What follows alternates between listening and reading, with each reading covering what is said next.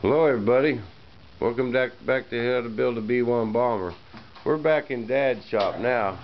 I figured we'd show you guys how to make them air cylinders. This is for Paul. That we figured out how to do it. The drill bit ain't making it round enough.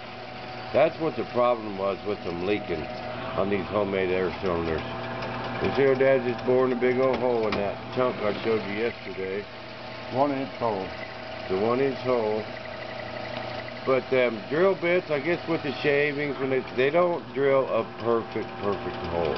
So Dad made a tool for that. It's right here.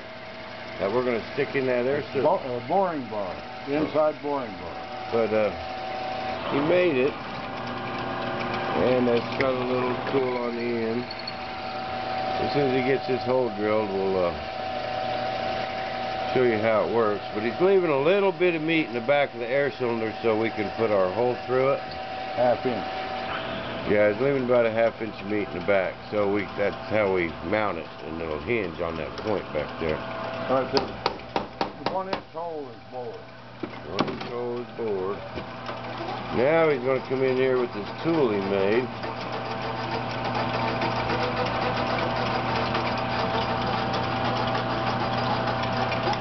Get it cranked around now. That's what keeps old Dad in shape. Go, Dad, go. Both hands. That's double-handed. We got the old school mill here. It's got the auto thing on. Yeah, it's got the auto thing on it to crank this in by hand, but it'll go too fast, and Dad likes to. I've slowed it down. Dad likes to go a little slower. I slowed it down to where I can use that. It's got gears to where you can. Okay, now he's just taking You off. only want to take about 1,000th off at a time.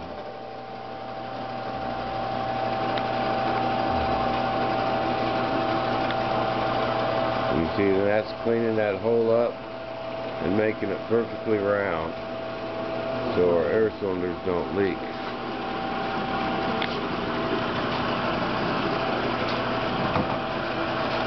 Then when he gets to the end made, when he gets all the way to the end of there, then he starts polishing it.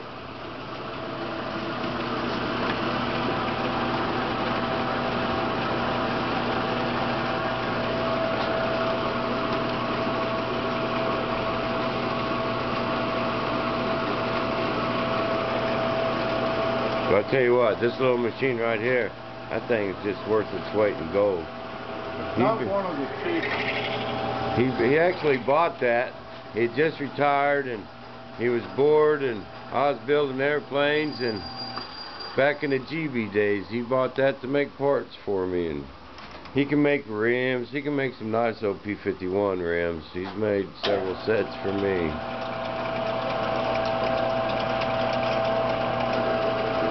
I'm just going to take a little bit more off. When the less you take off at a time, the more perfect it is.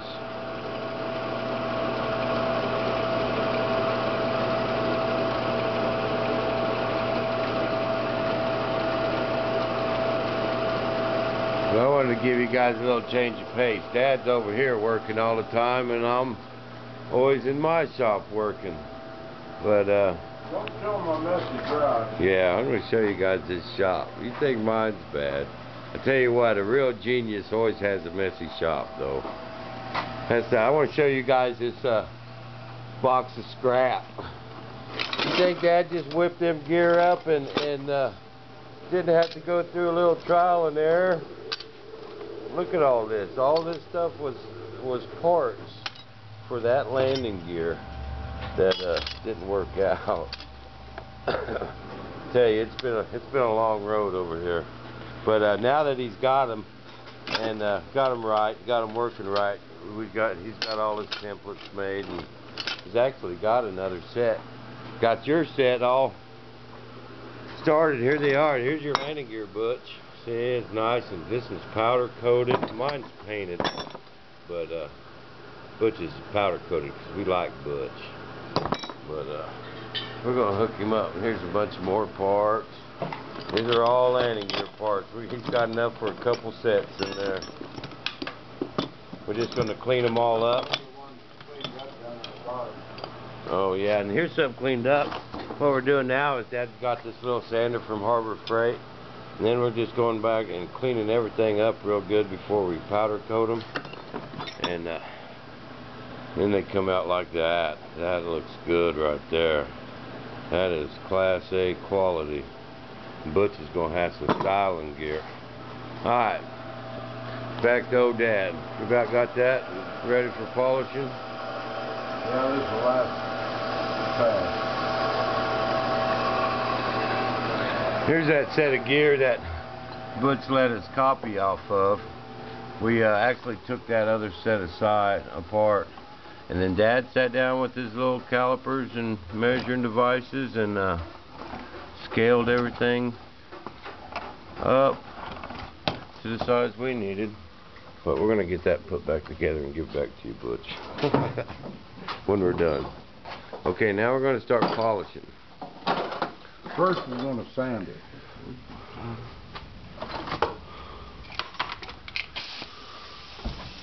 Get some shavings out of there. Got this tool to check the diameter, on inside diameter, to make sure it's just perfect. And that's what I've got it. Okay.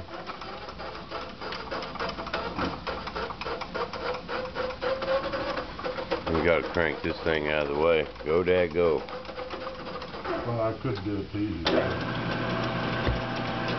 Now, he turned his mill back on. Let me get back over here.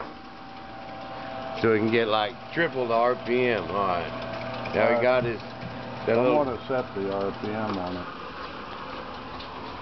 Dad, we only got 3 minutes left.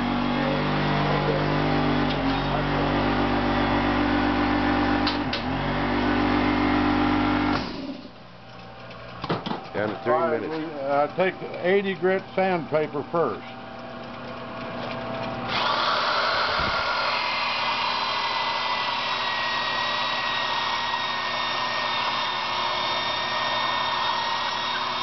See the dust coming out of it? Yeah.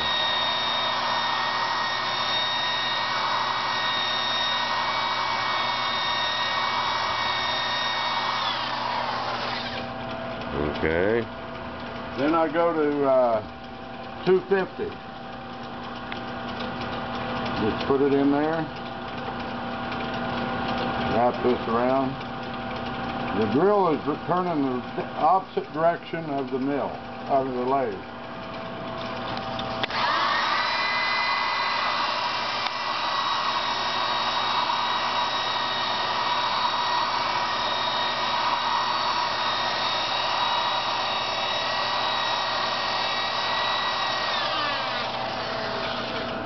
And that's done.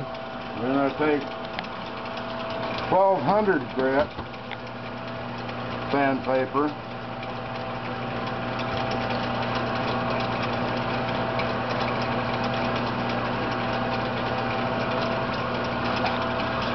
You've got to be very careful that you don't get your fingers wrapped up in this thing, because it'll sure tear them up.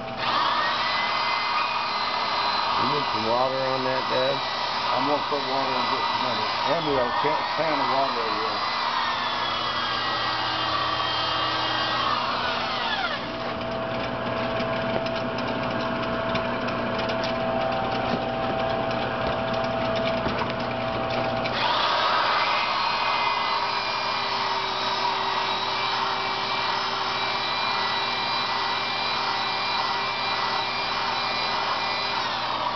Dad, 1 minute.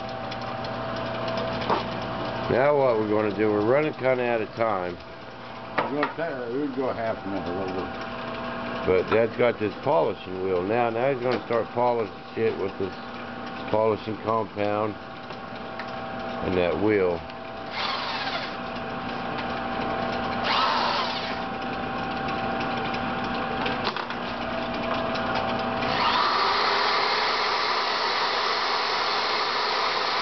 Get that polishing compound on that thing and just run her in and out of there.